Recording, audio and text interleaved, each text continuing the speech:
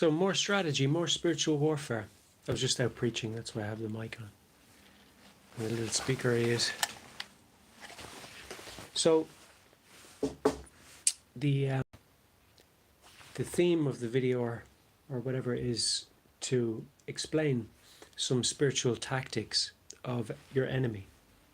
And basically your enemy has the intention of investing you in an area where he has power and authority.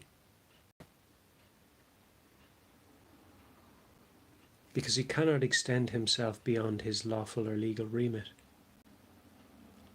So he has to try and get you interested in his place.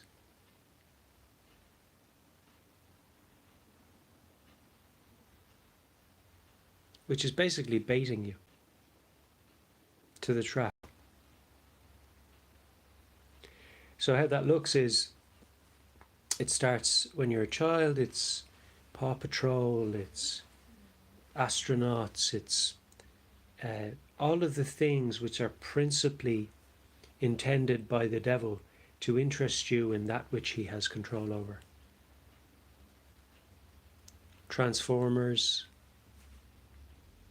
all these things, they have mechanisms within them, principles within them that promote the things of Satan's kingdom, which is basically trying to conquer your mind and your heart about the things of Satan's kingdom to lead you into hell and invest you in selfish ambitions which are the earthly embodiment of hell.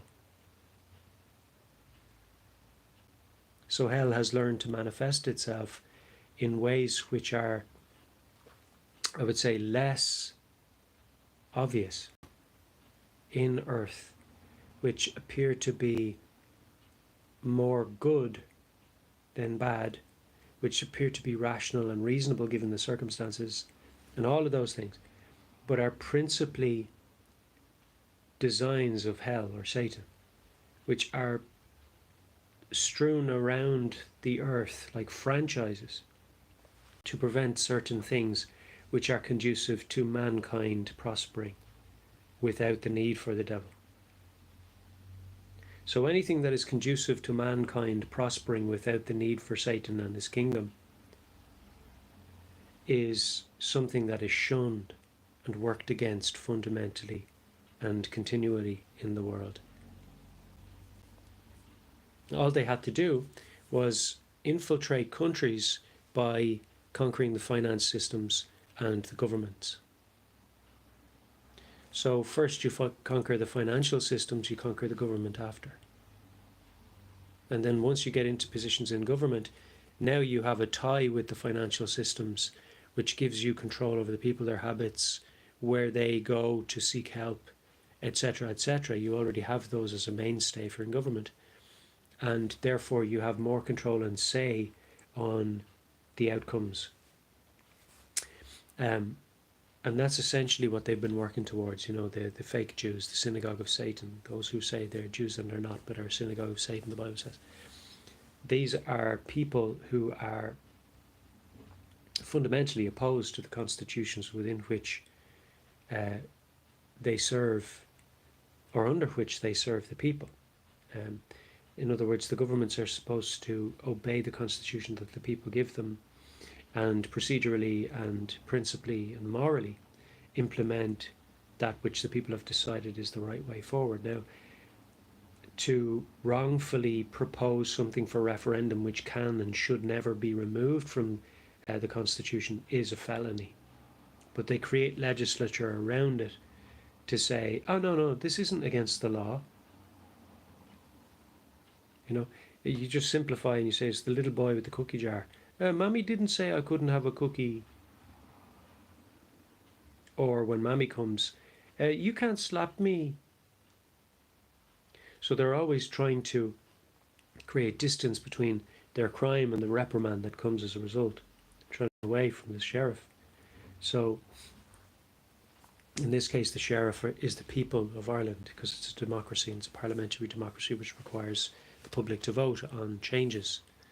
Now what they've learned to do is make changes in secret, which generally changes over time the expectation of the people and creates a pretense that they don't have to implement the Constitution, and they're not accountable if they're caught. And if you don't believe me, you can Google that yourself. It says, once you Google, is the President of Ireland accountable for breaking the law or the code of his office? So if he's found in misconduct in his office as President, is he accountable to the courts of Ireland? See what answer you get.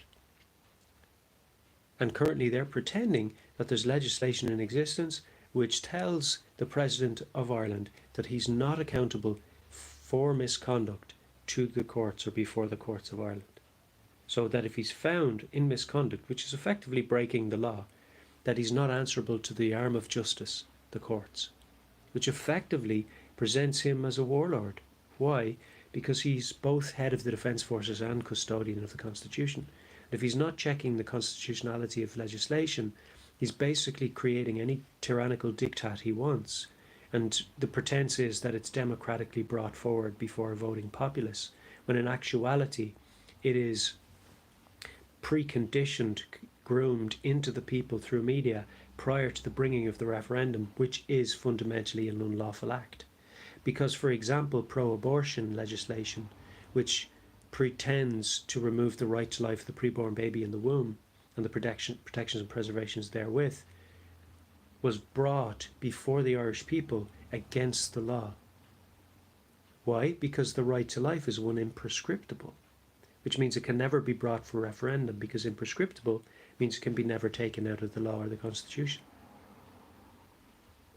The right to life is an imprescriptible right, an antecedent right, an inalienable and inviolable right, that if the baby in the womb ever had, they can never lose, because of its imprescriptible nature. So somebody pretending to have the lawful authority to bring a referendum to remove an imprescriptible right has committed a felony, a treason, a sedition, and is subject to 40 years minimum prison sentence. They just are by way of the law. That's the truth. So they're saying, well, the ones who are doing the misconduct aren't accountable to the courts. Admittedly, they're admitting this themselves, because I don't know if you fully understand the role of custodian of the Constitution, but it basically means that the President will make sure that bills that are proposed for addition to the legislation are tested for their constitutionality.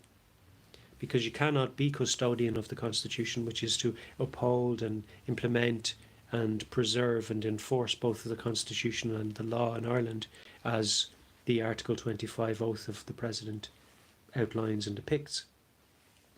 So if they're not doing that, if they're not acting as custodian of the Constitution by way of checking bills as a prerequisite condition for their constitutionality, then they are not fulfilling their office and are in fact in misconduct. But not least of all, not checking the constitutionality of the bills, but worse, implementing them as law to be followed by the people under the pretense of the power of the law, when in actuality they haven't fulfilled their oath of office and the condition of the Constitution and the democracy in assuring the people that these are in fact constitutional before they command them to obey them. Now there's another legislation that they brought into effect, and there's claiming that the President doesn't have to check as a lawful condition of his office the constitutionality of bills, which of course is unreasonable, preposterous, and works against every other aspect of government. Because you cannot be telling people to obey something if you don't know it doesn't harm the Constitution as custodian of the Constitution, or even as a judge of the court, because the judge of the court is required to implement the law as it is written and known, not to make presumptions, not to make assumptions any at all, except the temporary presumption of innocence. And the presumption of innocence is only temporary until the evidence has been produced. So when you don't lack evidence, you can't make the presumption. Presumption literally means therefore, and effectively means in the absence of the evidence. So the courts of Ireland are never in a position to tell you to presume on constitutionality of legislation, because they have to be sure as to what the legislation is. They have to be sure as to what the Constitution is, and therefore they cannot have any discrepancy between what they're claiming should be obeyed and what is factually known to be constitutional. They have to be totally aligned in this. They have to know with certainty that legislations are constitutional before they command anybody to obey them, not afterwards. It's not reasonable. That's lunacy. Yeah, go obey that thing. Well, have you checked if it's in line with the Constitution yet? No. Well, when do you plan to do that, like? Presumptively constitutional. What? Presumptively constitutional? What's that? Do you lack evidence of the Constitution? Well, no. But doesn't the Constitution ratify the jurisdiction or the warrant of the court? Its presence and the fact that it's known by the judge. And he studied constitutional law.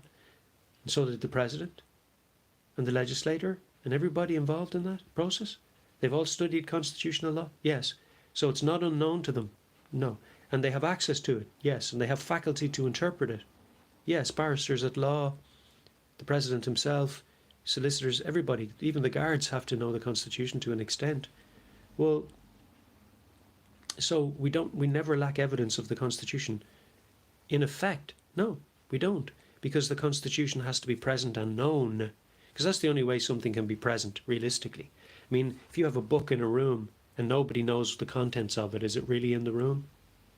No. So the Constitution has to be known by the faculty, by the judge, by the clerk, by the court, by the guard, by the people involved in the processes within the court who are claiming to wield the authority of both the Constitution and the law, which can never be opposed in principle or in implementation. Then the Constitution can never be absent. Why? Because the presence of the Constitution is the ratification of the warrant, which is the jurisdiction of the court. If the Constitution is not present, the warrant cannot be ratified, therefore jurisdiction is not established. In other words, the judge has no authority to run the court. So when a judge tells you presume on the constitutionality, he's basically saying, I'm not giving you the benefit of my knowledge. Do what I tell you. He has broken the law and is actually committing an act of sedition and conspiratorial sedition and treason because others are involved neglecting to do the same job. So he's not acting alone. The president's involved, the court judge is involved, the high court judge is involved, whoever wrote the legislation is involved, the solicitors are involved. Everybody who it would be reasonably expected that they would know the Constitution is involved in failing to fulfill their oath of office if they do not check the constitutionality of a legislation prior to commanding the Irish people to implement it. If they play any role in that process, they should pull it up and call it up and say, no, something is wrong. We have to be sure of the Constitution that we can implement it. Because we cannot enforce legislation or law as though it were law if we don't know it is constitutional. Why? Because the law and the legislation can never oppose the Constitution. That's what the oath of the President says. Article 25, I think it is. The oath of the office of President is to uphold, implement and enforce both the Constitution and the law, which are never opposed. Because you couldn't enforce both of them if they were opposed one to the other. So to say that something is presumptively constitutional is a blatant lie. There's no such thing. It's impossible. Either something is constitutional or unconstitutional. Either something is lawful or is unlawful. There's no purgatory of law. It's either lawful or it's not. It's either constitutional or it's not. There is no grey area. Say, you might have broken the law. You either did or you didn't. It's as simple as that. the institutions that the Irish people have erected have to be observed by the faculty, by the organs of state, and they have to, by the law, go through the processes whereby we have implemented procedures within the Constitution. They have to follow our Constitution, or they're enemies of the state. They're infiltrators and imposters. They're traitors to Ireland. A president that says, I will not submit to the Constitution, is in fact not just failing in his duty, but is directly opposing his duty.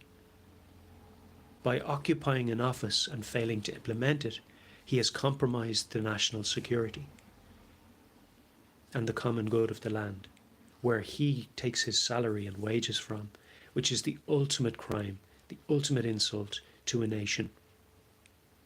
And they're not even bothering to deceive the Irish people, but are hoping on the Irish people's ignorance of their own laws and the implementations of their constitutions, or apathies and lethargies, or just not caring, so that they can pull the wool over people's eyes and keep them in these deceptions, failing to implement their office.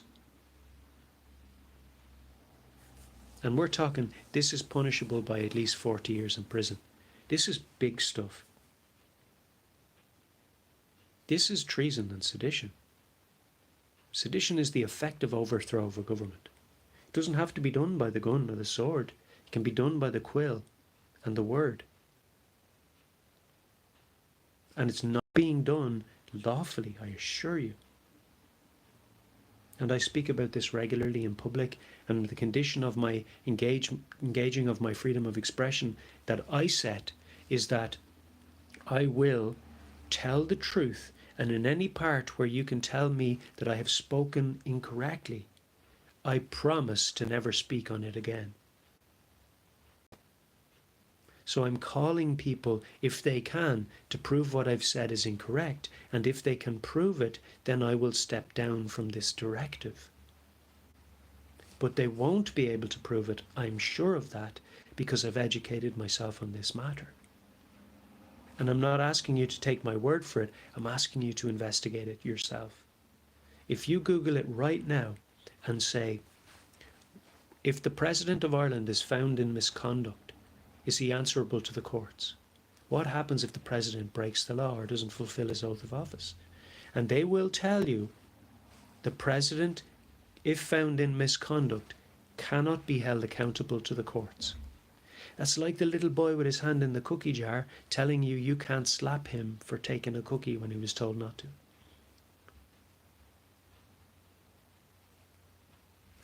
The teacher said, you can't slap me. Well, the teacher doesn't run this house, and it won't do you any harm to get a little pat on the bum to remind you that you shouldn't put your hand in the cookie jar and you shouldn't disobey Mammy, because it won't be long before you're locked in a prison cell for doing something you were told you shouldn't do.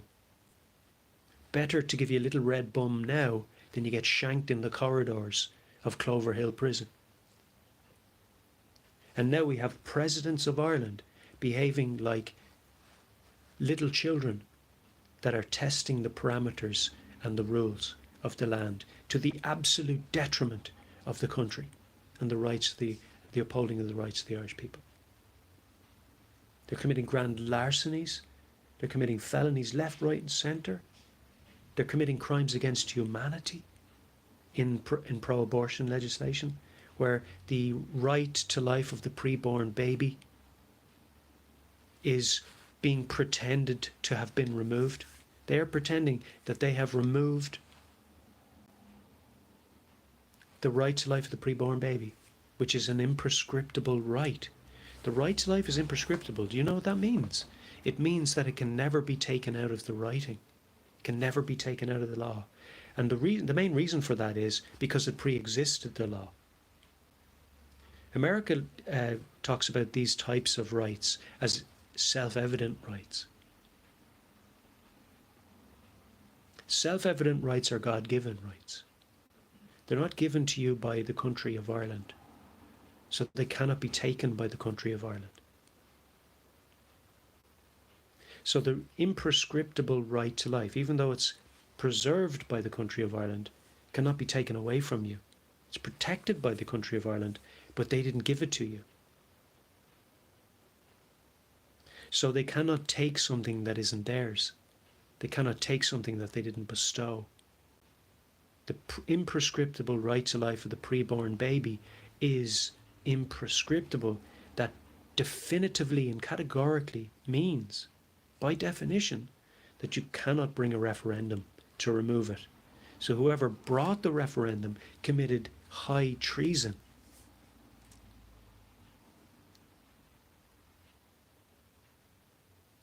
Which is minimum 40 years in prison. Because, and also, whoever promoted the baby in the womb as not being a human being with the right to life also committed high treason, because it's written into the Constitution of Ireland that no unscientific information can be disseminated through media. And it has been. And those platforms have allowed the dissemination of unscientific information for the conditioning and grooming and informing of public opinion to the detriment of Irish lives. To the removal of Irish lives, they have deceived the Irish people into voting pro-abortion, because they have convinced people that it's some form of family planning or financial planning to butcher babies.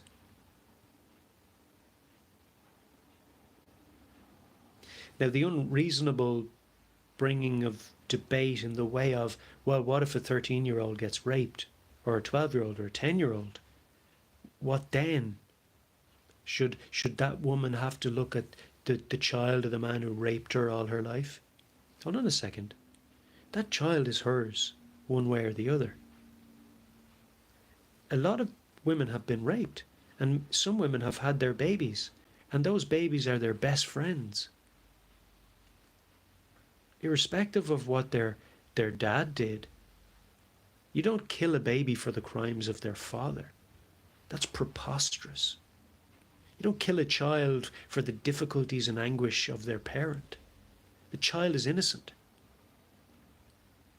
It's just an abandonment of all reasonable moral standards.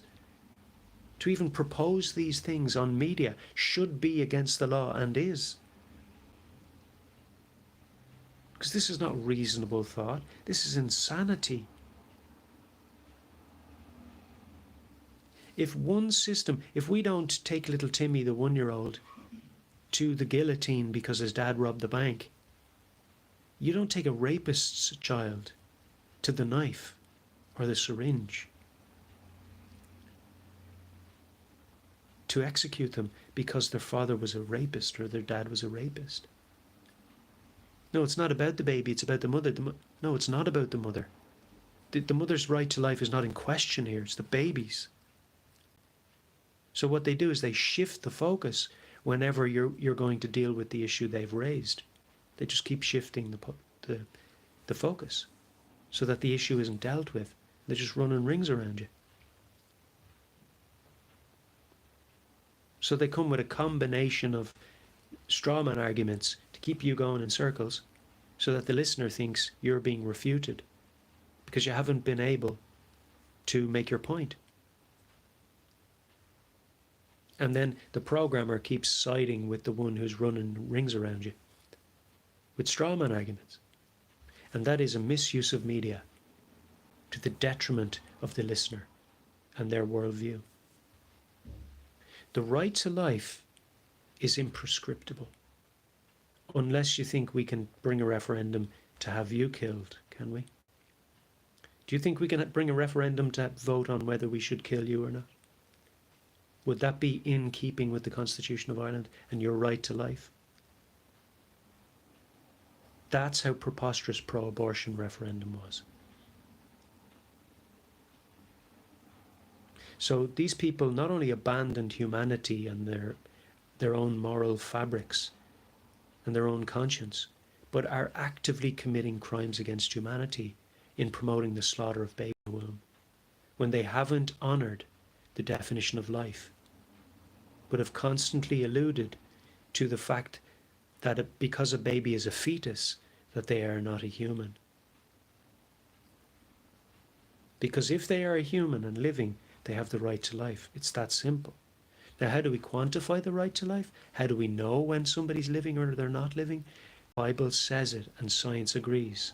The, the life of the creature is the blood therein. The life of the creature is the blood therein. Now, does a baby in the womb have blood? Yes. Now, how does science agree with the Bible on this? Blood circulating your body is the oxygenation of the cell. And the oxygenation of the cell is the life of the cell. So whether you're a clump of cells, are you a clump of cells or not, so long as you have blood circulating that body, there is a life. All the potential for DNA is there. Now, I'm not saying that people should be allowed to clone simply on the basis that there's life when there's blood. But what I am saying is that once the natural process of impregnation has occurred, there is a human being in development. Now, if you think that a human being in development or gestation is their disqualification from being a human being, if you think the fact that somebody can't survive on their own is a disqualification from being a human being, what about your 1-year-old? They can't survive on their own, and they're not finished developing. So both of those counts are nullified,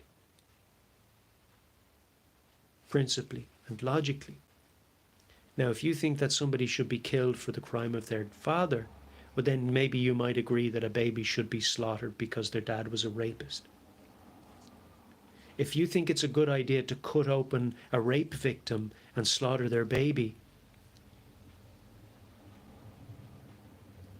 and further traumatize them, then you have been deceived and they've made you sick in the head.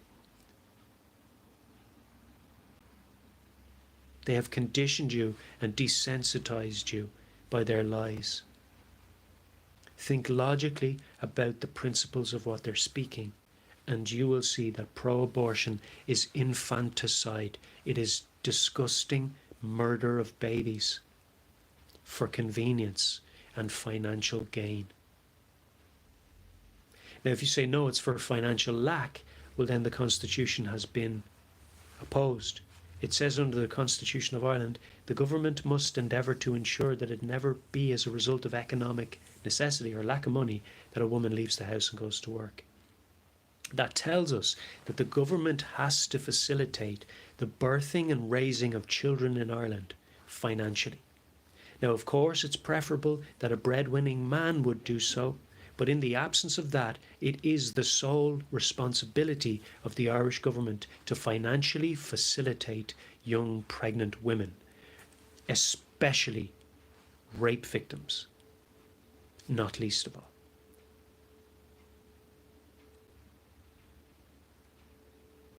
So pro-abortion in Ireland is infanticide, it is murder, it is disgusting crime against humanity. And it's not surprising that it came through Michael D. Higgins' time in office, along with same-sex marriage, because the man has not honoured his oath of office and has not upheld the Constitution of Ireland.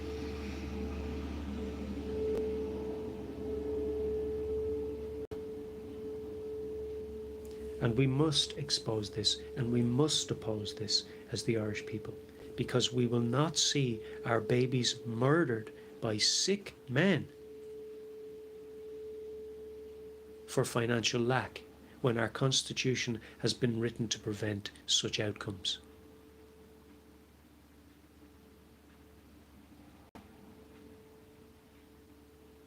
As I've said before, there are women who have been raped and had babies for the men that raped them, but for themselves first, and for the baby foremost,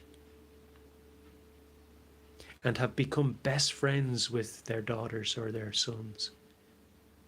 Not least of all because they're more close in age and can do more activities together, but because the baby was born when the woman was young in her formative years, and they become more like friends. I'm not advising it, but it's very often that women who have babies young become very close friends with their children.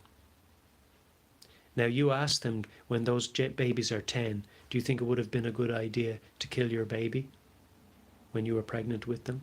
No, no, no, I couldn't live without them. And they love the ground, so to speak, that those children walk on.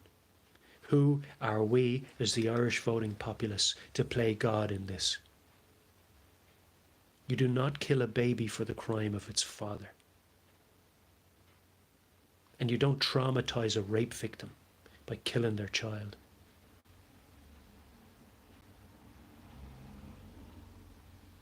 The devil will go around and water the weeds in the garden all day long if you let him.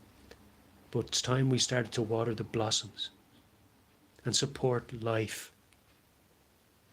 Blessings in Jesus' name. Holy kiss.